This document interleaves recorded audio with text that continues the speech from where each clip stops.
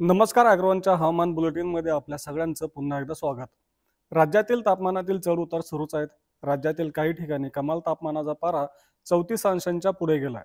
त्यामुळं उन्हाचा चटका आणि उकाडा देखील जाणवतोय. आजपासून किमान तापमानात 2 ते 3 अंशांची घट होण्याची शक्यता असल्याचं हवामान विभागानं स्पष्ट केलं आहे. उत्तर भारतातील अनेक भागात आज तापमानात वाढ झाली होती. आज पंजाबमधील आदामपूर येथे देशाच्या सपाट भूभागावरील नीचांकी 5.3 अंश सेल्सिअस तापमानाची नोंद झाली होती. उत्तर गुजरात आणि परिसरावर 900 मीटर उंचीवर चक्राकार वाऱ्यांची स्थिती आहे. वायव्य भारतात 12.6 किलोमीटर उंचीपर्यंत 130 नॉट्स वेगानं पश्चिमेकडील जोरदार वाऱ्यांचे प्रवाह कायम आहेत. उत्तर भारतातील थंडी कमी जास्त होते, तर काही भागात सकाळी धुक्याची चादर कायम आहे. राज्याच्या अनेक भागात निरभ्र आकाश आहे, तर काही ठिकाणी सकाळी धुके आणि दव पडतोय.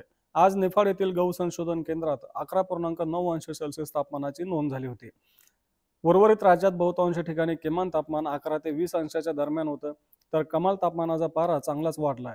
सोलापूरमध्ये सर्वाधिक 36.3 अंश सेल्सिअस तापमानाची नोंद झाली होती. हे होताच आपलं हवामान बुलेटिन. हवामान बुलेटिनमधून आपण रोज सायंकाळी 4 वाजता आपल्या राज्यातील हवामानाचा आढावा घेत असतो. त्यासाठी आपल्या अॅग्रोवनच्या चॅनलला नक्की सबस्क्राईब करा आणि हा व्हिडिओ जास्तीत जास्त शेतकऱ्यांपर्यंत पोहोचवण्यासाठी लाईक आणि शेअर करायला विसरू नका.